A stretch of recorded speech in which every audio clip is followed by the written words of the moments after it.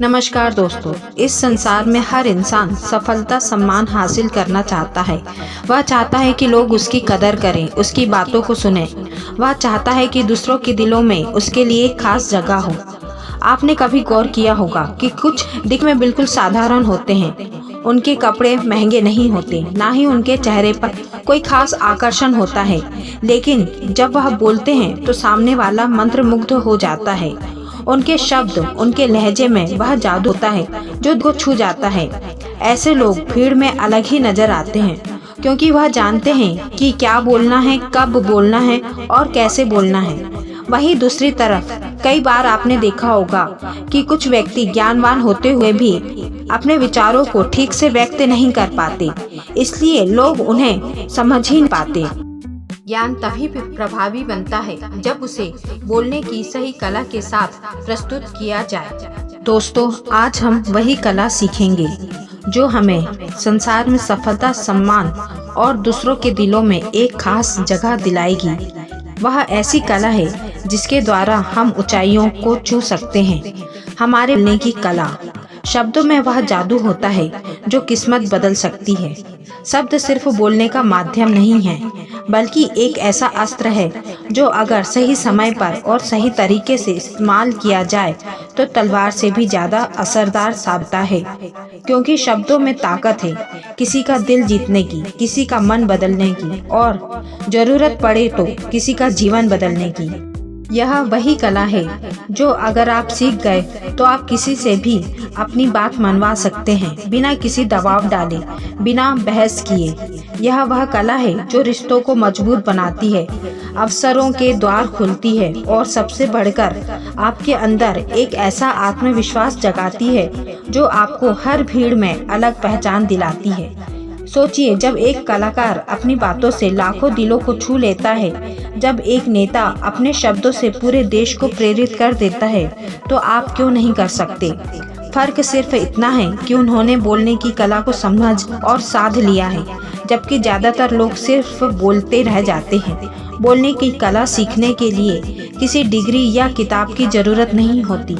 जरूरत होती है तो बस अपने अंदर के आत्मविश्वास को जगाने की। शब्द एक खतरनाक हथियार है। शास्त्र से जीता गया युद्ध स्थायी नहीं होता, लेकिन शब्दों से जीता गया मन स्थायी होता है। शब्द दिखाई नहीं देते, लेकिन उनका असर पीढ़ियों तक रहता है।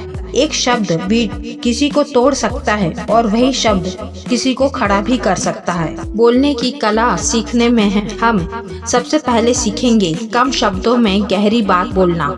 जो व्यक्ति अपने शब्दों पर नियंत्रण नहीं रख सकता, वह अपने जीवन पर भी नियंत्रण नहीं रख सकता।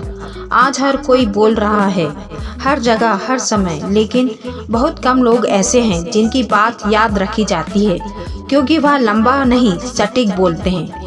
आज का समय तेज है, लोगों के पास समय नहीं है।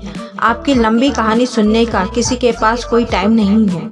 अगर आप चाहते हैं कि लोग आपकी बात सुने तो छोटा बोलिए, लेकिन गहरा बोलिए।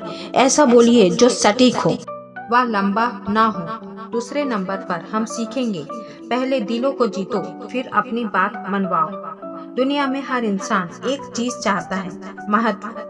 कोई यह महसूस करना चाहता है कि उसे सुना जा रहा है, उसकी कदर हो रही है। अगर आप यह तो बिना बहस, बिना जोर डाले लोग आपकी बात मानने लगेंगे। सिर्फ नहीं, भावनाएं लोगों को जीतती है। अगर आपकी बातों में सच्चाई है, सम्मान है और अपनापन है, तो सामने वाला खुद आपकी ओर झुक जाएगा। तीसरे नंबर पर हम सीखेंगे विश्वास के साथ बोलो, जो उसमें विश्वास हो। शब्दों की ताकत आवाज में नहीं, विश्वास में होती है। आपकी आवाज धीमी हो सकती है, लेकिन अगर उसमें आत्मविश्वास है तो वह दिल तक पहुंचती है।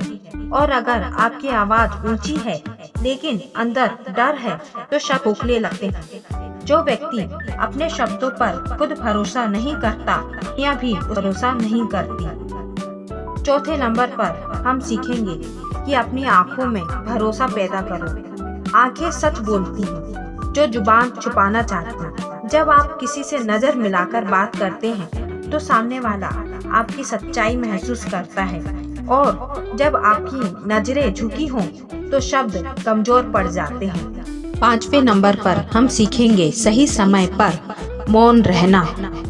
सही समय पर मौन रहना भाषा कई बार सबसे प्रभावशाली भाषा। अधिकतर लोग सोचते हैं कि हर स्थिति में जवाब देना जरूरी है, लेकिन सच्चाई यह है कि हर जगह जवाब देना आपकी कीमत कम कर देता है। जब आप हर बात पर बोलते हैं तो लोग आपकी बातों को हल्के में लेने लगते हैं। सही समय पर चुप रहते हैं तो लोग आपकी अगली बात का इंतजार करते हैं। सही समय पर मौन का प्रयोग जो नहीं जानता वह वाणी सही प्रयोग नहीं जानता। चुप रहना कमजोरी नहीं रणनीति है। 6वें नंबर पर हम सीखेंगे शब्दों में स्थिरता रखो। जो व्यक्ति आज कुछ कहे और कल कुछ कहे उसकी बातों पर कोई विश्वास नहीं करता। आप कितनी भी अच्छी बातें बोले, अगर आपके शब्द हर समय बदलते रहते हैं तो लोग आपको गंभीरता से नहीं लेंगे। कम बोलना एक कला है और सही बोलना विवेक विश्वास का आधार है। जो व्यक्ति हर हाल में अपने शब्दों पर कायम रहता है लोग उसी की सुनते हैं। 7वें नंबर पर हम सीखेंगे सवाल ऐसे पूछो सामने वाला खुद सोचने लगे। सवाल पूछने की कला को सबसे ऊंचा स्थान दिया गया है। जो व्यक्ति सही सवाल पूछना सीख ले उसे जवाब देने की जरूरत कम पड़ती है।